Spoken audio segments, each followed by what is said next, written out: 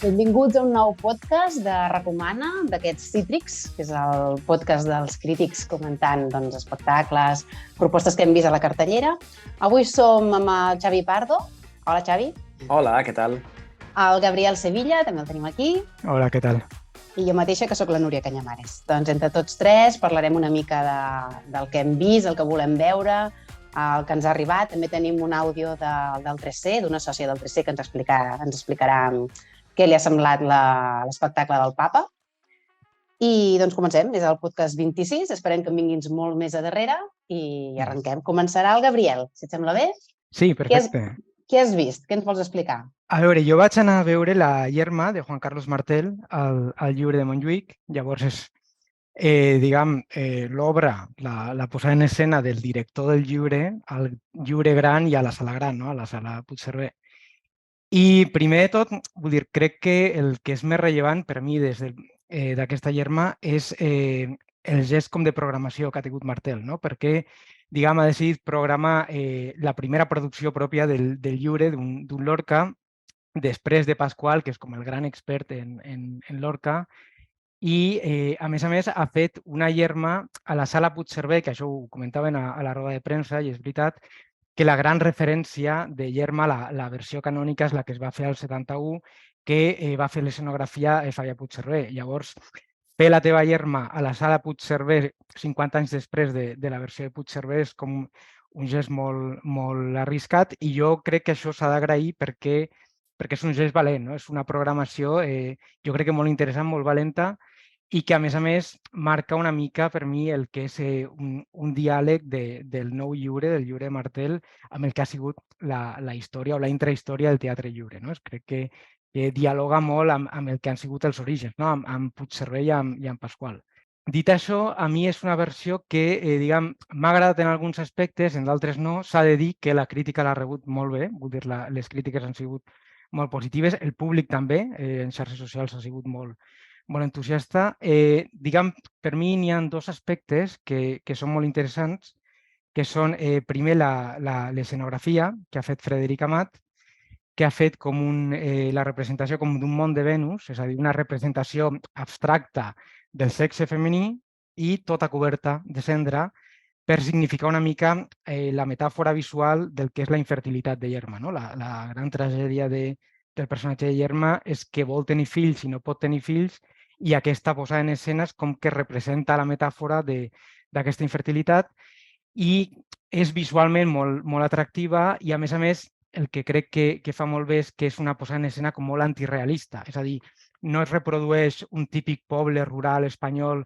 amb tots els seus elements costumistes, si vols, sinó que et fa una representació metafòrica que crec que va molt bé amb el llenguatge de Lorca, no? Que és un llenguatge com molt antirealista i molt metafòric. No? Són uns personatges que de tant en quant et fan una frase com més popular, més proverbial, però que també et fan frases que són com grans metàfores, no? Com recorden una mica el romancero gitano o el poeta en Nova York, i crec que aquesta posada en escena com a abstracta, metafòrica i antirealista va molt bé, no? amb el text de Lorca. I l'altre element que m'ha agradat molt i que no és comú, i s'ha de dir, és que Martel ha interpretat Yerma com una cançó de Bressol, que de fet és el que deia Lorca. No? Si llegeixes l'obra, la primera escena, el que et diu Lorca és que Yerma està somiant, veu passar com un pastor amb un nen i sona en el rerefons una cançó de Bressol. Llavors, aquest somni inicial amb la cançó de Bressol és com els somnis premonitoris de les tragèdies, no? És com que et condensa tota la significació del que vindrà després. Moltes vegades en les versions contemporànies de Lorca aquest somni i aquesta cançó de Bressol s'elimina, i Martel no només no l'ha tret, sinó que l'ha respectat i li ha donat tota la seva importància, i jo crec que això funciona molt bé. És una lectura com molt encertada.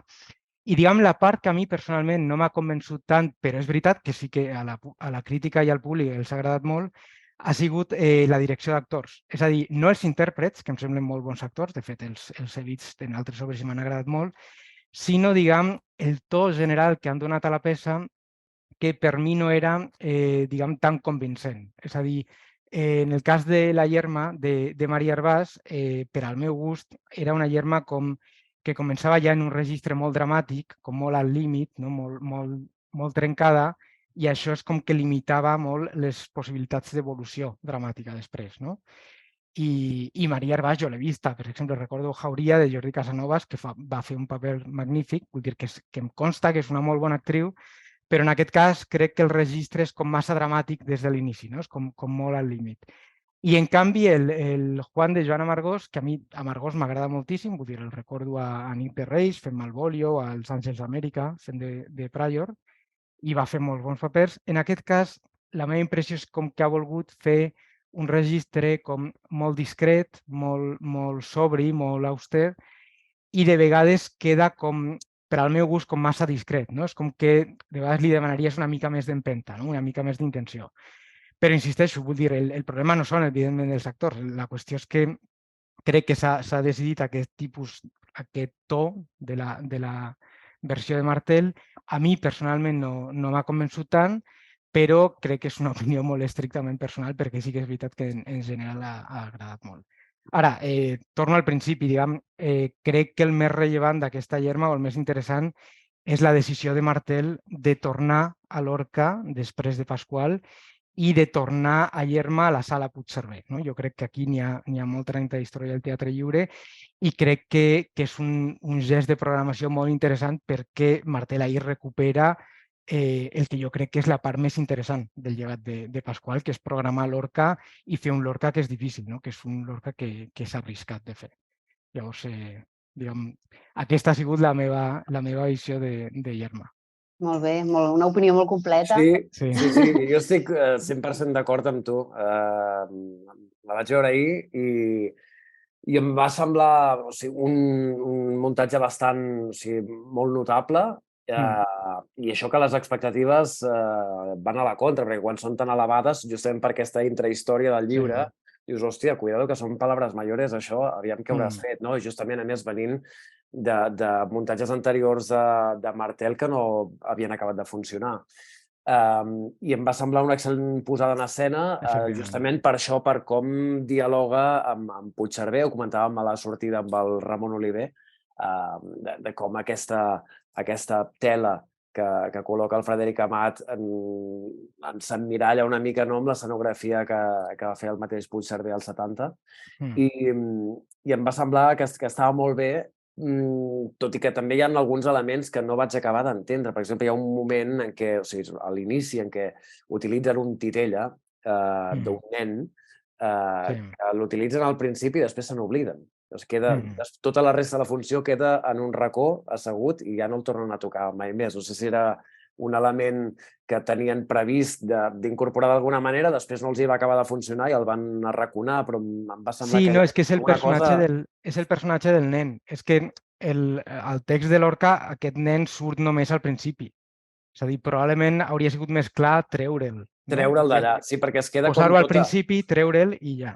Queda tota la funció com un espectador del que està passant, no? I no sap si és volgut el fet que aquell nen adopti un rol passiu d'espectador, de voyeur de tota la situació, o... És una mena de... Sí, és com l'espectre del fill que Yerma mai tindrà, no? Potser està present per aquesta raó. Es pot interpretar així. Realment la posada d'escena em va agradar molt i sí que coincideixo també...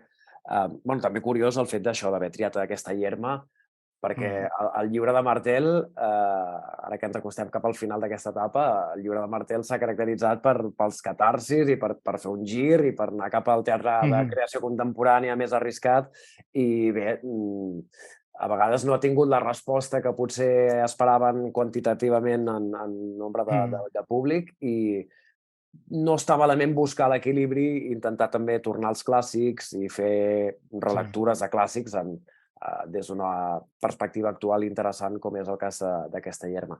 I pel que fa a la direcció d'actors també em va passar el mateix, que també vaig trobar que la Maria Herbàs des de l'inici no deixa espai a l'evolució, a l'arc del personatge, perquè ja comença des d'una intensitat i des d'un amargor que dius que encara no té la raó de ser, no? Això vindrà més tard, quan ella, el seu caràcter es vagi avinagrant pel que li passa, pel seu drama personal, però ja comença com molt... I amb l'amargor se'm va passar el mateix, que vaig pensar que l'ha desdibuixat tant, el personatge, que sembla, fins i tot en alguns punts, el que en diríem un calçasses, no? Un pusil·lànime, Sí. perquè i va a la contra del personatge, perquè és un personatge que vol tancar la Yerma a casa, vol tenir-la lligada curt, que no surti mai, tenir-la dominada,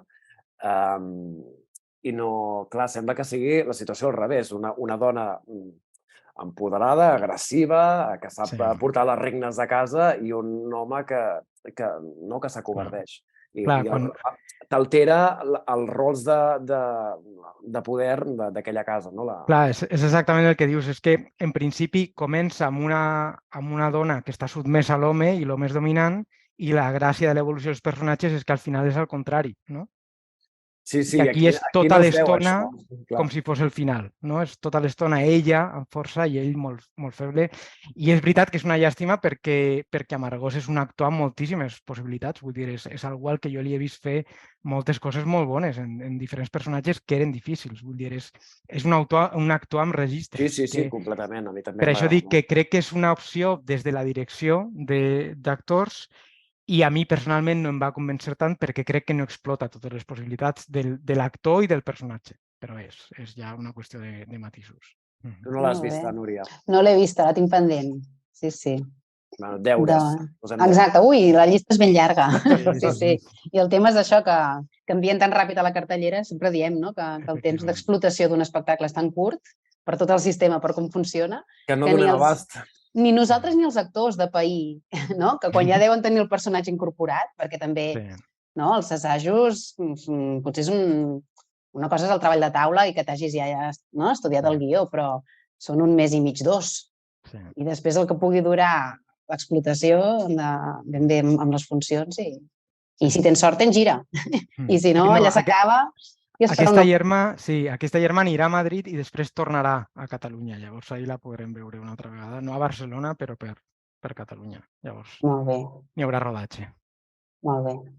Doncs saltem de proposta. Si vols, Xavi, vols agafar el relleu? De què ens vols parlar? Anem del llibre al Nacional per parlar de Moriu-vos, amb aquest títol tan imperatiu i tan impactant, que realment funciona com un clickbait d'aquesta era digital, i que a mi em va resultar bastant decebedor. No sé si estareu d'acord, si l'heu vista.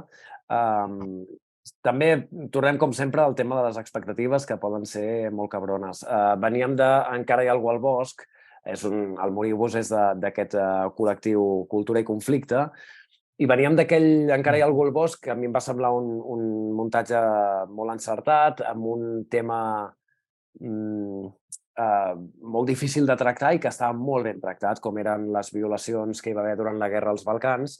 I la peça, que també es va veure al Nacional, tenia com una mena d'aire o d'estructura de documental escènic. De fet, una de les característiques de Cultura i Conflicte és aquesta multidisciplinarietat, i quan enceten un projecte no fan una obra de teatre o una posada en escena, sinó que té diverses cares i en fan una exposició, un documental, una obra de teatre, i pot prendre diverses formes.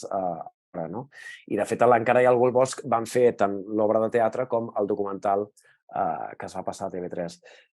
En aquella ocasió em va semblar un treball d'investigació, per això dic que l'obra de teatre era un documental escènic, perquè tenia aquest format i perquè van fer aquesta feina d'anar fins allà, entrevistar els testimonis, etc., i presentar-ho en llenguatge teatral, més enllà del llenguatge també televisiu que van parir. I en aquest cas, no sé si m'esperava alguna cosa semblant, però aplicat al tema de l'edatisme, que és el tema que aborden en aquesta ocasió, i que també em sembla un temazo, vull dir que hi ha moltes coses a tractar i és un tema que ens interpel·la a tots, perquè si no hi ha cap desgràcia, tots hi arribarem a vells i tots haurem de passar per aquí, no? I em va passar que no vaig veure complertes aquestes expectatives. Ells van decidir agafar aquest tema, sobretot arran de la pandèmia, que és quan estaven intentant buscar amb quin fil estirar per fer aquest segon muntatge. Va esclatar la pandèmia, hi va haver tota la crisi de les residències i van dir, aquí hi ha un tema, s'hi van posar a investigar i, de fet, vaig parlar amb amb la Toriera Puigbó, la Teresa Toriera Puigbó, que és qui s'ha encarregat de fer tota la recerca documental que hi ha al darrere d'aquest projecte, i vam tenir una conversa molt interessant perquè, clar, vam desgranar 50.000 arestes que es desprenen sobre el tema de l'edatisme, més enllà de les qüestions òbvies, no? I són qüestions que jo no he trobat plasmades en el muntatge. I jo el muntatge em va semblar que era molt senzill, molt bàsic, molt evident, fins i tot, no? Les qüestions que es tracten. En escena, diguéssim, juguen a dos nivells per fer una mica, diguéssim, les dues fórmules estàndard de bellesa que ens podem trobar avui en dia, no? I ens trobem la part de la residència, de gent gran, i ens trobem la part d'un avi que viu sol a casa seva, que té el típic botó de la teleassistència, etc. I com són aquestes dues fórmules d'afrontar els últims anys de vida. El que passa és que les situacions que retraten són tan quotidianes que, de fet, em va fer la sensació que no m'aportava gran cosa el que estava veient. Sí, vèiem el personatge de la Imma Colomer, que és el personatge que interpreta aquesta dona gran que viu sola a casa seva, que se sent que pateix aquesta soledat, no? Que abusa del servei de teleassistència per tenir l'excusa per parlar amb algú, no? Per sentir alguna veu i sentir-se acompanyada. I després tenim el format de la residència, en què hi ha la resta d'intèrprets i que ens retraten moments absurds, com la coreografia en què el moment de prendre's la pastilla, o com a vegades els enxufen de cara a la tele i se n'obliden. Hi ha diverses escenes, no hi ha un fil, no hi ha una història, no hi ha una trama, però sí que hi ha diverses escenes com per crear aquest mirall del que pot ser la nostra bellesa avui en dia. Però em va semblar això, que hi havia una infinitat de temes molt candents que es podrien haver plasmat d'alguna manera en escena i que o bé no hi eren o estaven esbossats de forma molt esquemàtica o molt de passada. Tot el tema de les pensions, de la inversió de la piràmide de població, tot el tema de les cures, no sé, hi havia moltes qüestions que em va semblar que es podien haver tractat, el tema del capitalisme, com convertim la bellesa en un fet més del capitalisme, i com que aquesta gent ja no és productiva, per tant ja no ens interessa, les aparquem, no? Hi havia qüestions que em va semblar que hauria estat bé tractar en escena o que jo no vaig saber veure reflectides. Sí que hi ha qüestions que estaven molt bé, com a mi em va agradar molt, per exemple, les coreografies de la Sol Picó, la seva direcció coreogràfica, perquè sí que era una manera d'evidenciar, sobretot en les coreografies grupals de les residències, de buscar la comicitat i d'alguna manera posar palesa la ridiculesa, l'absurditat d'algunes de les situacions. També hi ha moments encertats, com per exemple al final, que és molt emotiu, a l'última escena de la Imma Colomer. També hi ha altres punts meritoris, com per exemple la transgressió, fins i tot que suposa el simple fet de col·locar cossos no normatius en escena, perquè no hi estem acostumats i, clar, aquí estem veient cossos vells, amb B baixa i amb B alta, per què no?, en escena. I això encara, avui dia, encara pot frapar una mica, i ja pel simple fet de la presència d'aquests cossos en escena, doncs ja estàs dient alguna cosa, no? Però sí, em va semblar això, que vaig sortir que no... Vaig sortir com vaig entrar, que no... Llavors, és, diguem, un tractament molt diferent al que li va donar la Victoria Spunsberg, no? El pes d'un cos. Molt diferent. El que estàs dient és com molt diferent, sí. Sí, i és un tema que està interessant bastant en el teatre, no?, últimament. Sí, hi ha tractaments molt diferents, no?, des de l'Spunsberg amb el pes d'un cos, el Forever Young per anar a una altra banda completament radicalment diferent, no?, Un dia qualsevol de l'Oriol Terrasson. La bellesa s'ha anat tractant, i aquí potser sí que m'esperava un tractament més des d'aquesta vessant, no?, des de la vessant documental i de denúncia, i de posar unes determinades problemàtiques en escena qui són, però des de... Això, em va semblar que des d'un lloc molt anecdòtic que no feia mal, que no mossegava. Potser és problema meu, també, potser no ho sé, perquè vaig sortir a la sessió en què vaig anar a l'estrena, hi havia molta gent, vaig veure gent emocionada i gent que es va posar dreta i gent que aplaudia molt fort. Per mi és un muntatge correcte, però no va més enllà. Gent dreta aplaudint no sempre és una garantia, No, i menys a les estrenes, que clar, a les estrenes ja sabem què passa. Exactament. No és una funció molt indicativa. Perquè, a més, que incorporen actors no professionals, que és gent gran, perquè aquí també potser hi ha aquesta part d'emoció, no? De veure gent autèntica o hi ha familiars. Tenen un paper molt limitat, sí que participen en algunes de les coreografies de grup, però sí que tenen un paper molt secundari. I a mi, entre els atractius d'anar a veure el Moriubus, doncs hi havia, no sé, o sigui, a mi m'interessa molt el treball de la Imma Colomer, de l'Oriol Genís, la Montse Colomer també m'interessa molt, el Piero Steiner. Normalment les dramatúrgies de l'Anna Maria Ricard també acostumen a estar molt elaborades. El Joan Arqué també havia dirigit l'Encara hi ha algú al bosc i ho va fer d'una manera molt encertada. I aquí vaig trobar que hi havia els elements perquè això hagués pogut ser una altra cosa i no ha acabat de pujar el suflé. No, i és un tema molt potent, és que estaves esmentant ara l'Oriol Genís i justament l'Oriol Genís en la Montplans acaba de fer cadires o està fent cadires que tracta d'aquest tema, tracta sobre la bellesa des del punt de vista dels intèrprets, però és veritat que es torna sobre la mateixa qüestió. I és una obra molt potent també, està molt reeixida. Jo cadires encara la tinc pendent, però com que ara tornen... Doncs han prorrogat, 3 funcions més, aprofitaré per anar-hi. Continua. Jo l'hauria de tornar a veure perquè quan era tot només un projecte i segur que ha crescut moltíssim. Allà no em va sorprendre tot el que estic veient, que té molt bona rebuda. Molt bona, sí. Doncs allà hauria de ser molt embrionari. Va estar bé, però no el que es comenta. Si us sembla, saltem al Teatre Acadèmia, que tenim l'àudio de la Margarida Fuertes, la sòcia del 3C, que ens volia parlar sobre el Papa. Volia destacar 2 aspectes que han fet que m'agradés molt l'obra El Papa del Teatre Acadèmia. En primer lloc, l'espai escènic. Uns vídeos que es projecten a la paret amb una música molt adient que fa que en tot moment tinguis clar si estàs a Roma o en un suburbi de la ciutat de Buenos Aires. En segon lloc, els actors, que encarnen 2 personatges reals amb idees contraposades de com ha de ser l'Església Catòlica. Magnífica interpretació dels 2, amb un text molt ben escrit, amb pinzellades d'humor, que fa que mantinguis l'atenció tota l'estona. T'apropa a una visió més personal i privada dels personatges, quina música els agrada, què veuen a la televisió, els fa més humans i al mateix temps aguditza les diferències entre un papa alemany i un d'argentí. I quan surts del teatre, dona peu a seguir comentant amb els amics sobre el que has vist i sentit. Una bona obra que recomano. Gràcies al 3T.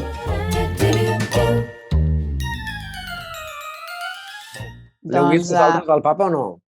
Sí, jo la vaig veure, no l'estrena, però gairebé, i a mi em va agradar molt, la veritat. És que és una història, és una història molt tradicional amb tots els recursos narratius de tota la vida, llavors no et sorprendrà en aquest sentit, però està molt ben explicada, té com el seu element més polític, més conflictiu, té la part més d'humor, està molt ben documentada, vull dir, és evident que l'Anthony McCarten es va documentar molt, i les 2 interpretacions de Xavier Boada i de Lluís Soler són un luxe absolut. Vull dir, recreen molt bé els 2 personatges. A més, ho fan d'una manera molt lliure. Vull dir, no cauen, per exemple, en la paròdia de l'accent alemany o l'accent argentí, no? per caracteritzar els personatges. I a mi em van fer oblidar completament els referents reals, vull dir, els que són els 2 papes reals, i fins i tot les interpretacions de la versió de Netflix, que és probablement la més coneguda, no? La d'Anthony Hopkins i Jonathan Pryce, i les interpretacions són un luxe. I el text és el que deia, vull dir, no serà mai un text que passi a la història del teatre per haver trencat cap convenció, però és com que tots els recursos narratius de tota la vida els utilitza d'una manera meravellosa. Vull dir que funciona francament bé. Sí, la És molt posada en escena recomanable. de l'acadèmia també funciona molt bé amb el mapa, això que destacava Sí, ell ara que la sentíem, que parlava dels mappings, sí. també és un recurs que funciona molt bé. A mi, el millor que em puc dir del Papa és que el tema no em podria interessar menys i el muntatge, en canvi, em va agradar molt, que és com... Sí. Em feia una mandra absoluta, perquè la pel·lícula de Netflix, per exemple, no l'he vist, però perquè no m'interessa, és un tema que no m'interessa, en absolut. Ja. I em feia molta mandra d'anar-hi, però al final vaig claudicar, vaig anar-hi i realment em va semblar, això que dius, Gabriel, va estar molt bé, l'obra està molt ben documentada, molt ben escrita i molt ben entrenada, funcionen molt bé els mecanismes i ells dos estan esplèndids. Doncs encara que, diguéssim, no sigui un gran fan de l'actualitat vaticana, doncs realment com a història té la seva gràcia, sí. Sí, no? I a més dona continuïtat a la línia de programació que està fent Guido Torlonia perquè és sempre una mica la mateixa idea. És a dir, ja ho van fer amb Red, la temporada passada, el biòpic de Marrotco, i abans amb la Venus de les pells, també, que és com portar textos contemporanis d'autors estrangers, sobretot món anglosaxó, de petit format. És a dir, és jugar una mica al teatre de text molt tradicional, molt narratiu, d'una gran qualitat, però de petit format, no? El que pots fer al Teatre Acadèmia. I funciona molt bé i moltes vegades amb el videomapping de Joan Rodon, que és un luxe, i que fins i tot per a mi funciona millor que si fessis la recreació hiperrealista. Molt bé, doncs ja només ens queda comentar, Núria Canyamares, ens volies parlar de la calòrica i a més per partida doble, no? Exacte. Començarem amb el de què parlem. Bueno, el títol és més llarg, és de què parlem mentre no parlem de tota aquesta merda. I després els ocells, perquè el de què parlem el veurem al Teatre Borràs del 21 de desembre al 8 de gener i després el 10, 2 dies després, ja comencen amb els ocells que se'n van al Poliorama. Llavors, el de què parlem a mi em va agradar més que els ocells. Llavors, aquesta és per la que comencem i és per la que també està primer en el temps. És una coproducció amb el TNC, que es va estrenar l'any passat. Han fet gira i ara tornaran a Barcelona i han guanyat ja premis de 4 guardons diferents. Uns són els premis de la crítica nostres de Recomana i els Max, que van ser per la millor actriu a Mònica López, que són tots els intèrprets de la calòrica i hi ha la participació de Mònica López i ho fa molt bé i està premiada. També hi ha el millor text, un butac al millor text per Joan Llago, que és el dramaturg de totes les obres de la calòrica. I els Premis Teatre Barcelona han donat aquests 2 premis que hem citat, de millor actriu i millor text, i també millor espectacle teatral. O sigui que ve ja superavalada pel que és la crítica i l'opinió, no? L'opinió pública, diríem. Ells la descriuen com una auca ecologista i realment posa com diverses trames en paral·lel. Principalment són 2, que són la merda literal que surt pel lavabo del nou local de la companyia, representa que la calòrica es volen traslladar i està en un nou local, i en aquest local hi ha moltes humitats i això, i els acaba sortint porqueria del lavabo, ja esbrinarem el perquè durant el transcurs de l'obra. I també l'altra trama és l'emergència climàtica amb totes les seves contradiccions.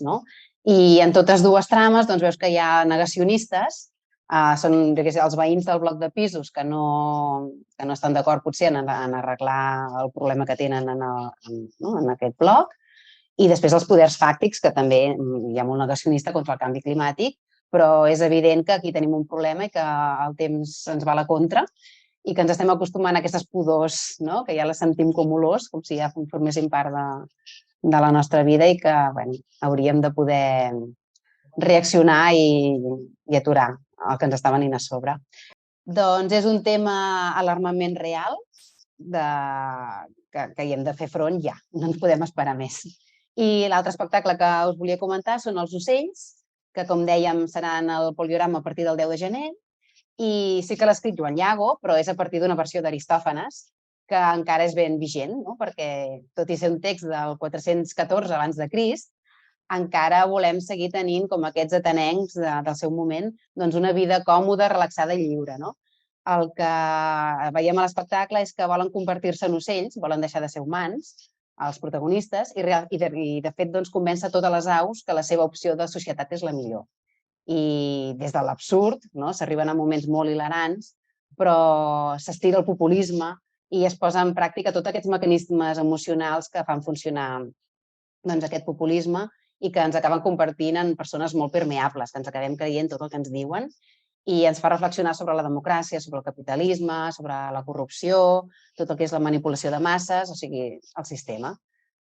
L'espectacle també ha guanyat molts premis, de fet, dos guardons, un altre cop el Premi de la Crítica, que va ser pel millor actor Xavier Francès i millor vestuari, Albert Pasqual, per aquests ocells, ben bé amb vestuari d'ocells, i els Premis de Teatre Barcelona a millor espectacle de petit format i a l'actor, a l'Aitor Galisteo Rocher. Llavors, jo us volia recomanar aquests dos espectacles de la Calòrica, perquè, de fet, us vull recomanar sempre la Calòrica. De moment, és una companyia amb qui connecto molt, suposo que per un tema generacional. També m'agrada molt com escriu i com reflecteix totes les problemàtiques actuals al dramaturg, el Joan Llago. Ho fan des de molta comicitat i també amb un llenguatge que no només cuida la part escrita, sinó també molt la visual. Em fa gràcia perquè també molts espectacles sempre acaben sortint un cap d'animal o, en el de la merda apareix una gamba, ben bé, ho puc dir perquè tampoc se surten les imatges, no és spoiler, però i sempre diuen, hi posem aquest element perquè així és contemporani, no? I se n'enriuen d'ells mateixos i m'agrada molt això, la manera que tenen de tractar els temes, el compromís, perquè també rius però penses, o sigui, surts de l'espectacle una mica... No és sacsejat, però sí amb ganes de parlar-ne i, per tant, dona per una postfunció. I ja està. L'únic tema és que sempre vaig amb expectatives molt altes i amb cert temor, no? Perquè quan vas així, doncs, tens poc un dia punxin. Però mira, a diferència d'altres espectacles que hem parlat, doncs ells normalment compleixen les expectatives perquè, de moment, se n'estan sortint molt bé. Hi ha moments... La manera aquesta, la lucidesa amb què tracten problemes com l'auge del populisme i del feixisme o l'emergència climàtica és brillant i hi ha moments hilarants que se't queden gravats, no? En el de què parlem, la reunió d'escala dels veïns és un moment sensacional, no? Per exemple, o quan surt el moment en què hi ha l'Ester que fa com de grupi de la Mònica López, que és una negacionista del canvi climàtic, també és un moment que a mi em queien les llàgrimes de riure, no? Sí, jo crec que tenen molta gràcia, sobretot pel que tu dius, per plantejar problemes polítics, vull dir, el que en principi podria donar-se una obra com molt compromesa i que et podrien fer el sermó i donar-te la lliçó, i no ho fan. És a dir, tenen tota la gràcia per fer-te pensar en aquest problema, però plantejar-ho d'una manera que no sigui tan evident. Que crec que la gràcia i la intel·ligència de la Calòrica és que en lloc de fer el sermó afirmacionista climàtic, dient com de greu és el problema, etc., et fan la paròdia dels que ho neguen. I llavors, amb la negació del contrari, amb la paròdia del contrari, et fan el mateix missatge, però amb molta més gràcia i et diuen coses que no són tan evidents, no? I llavors el missatge és el mateix, és com un missatge que podries dir compromès, però té tot el sentit de l'humor i tota la intel·ligència, no? I això s'agraeix molt. Sí, a més, quan tractes temes com aquests, en què una mica, diguéssim, prediques pels convençuts, perquè tots els que hi anem estarem d'acord amb tot el que es plantejarà en escena, no té cap gràcia anar allà i que et clavin un sermó i que et vulguin alliçonar, perquè ja venim alliçonats de casa. Com a mínim tractem el tema des de la farsa, com en els ocells, des de l'al·legoria del de què parlem, i riem una miqueta tots. Sí, i està bé que a vegades des de l'altra banda també hi ha aspectes que dius és que estic d'acord, vull dir que no tota la veritat la té un dels fronts. I que dius, ostres, estic d'acord amb això però penso l'altre, no? Vull dir, bueno, està bé, que et confrontes amb tu mateix i te'n rius. Sí, totalment. Som tots calòrics. Som molt calòrics, sí, a veure quan fan la propera i ja seguim veient. Doncs sí. Doncs moltíssimes gràcies per les vostres aportacions. Gràcies a vosaltres. Sí, estic fent com de presentadora i tertuliana alhora. És com un paper una mica estrany, però ho fem així, recomana. I res, animar tots els oients que ens puguin estar escoltant que vagin moltíssim al teatre i que també opinin i que segueixin recomanant, evidentment. I ens trobem pels teatres. Ens trobem, vinga. Una abraçada. Adeu.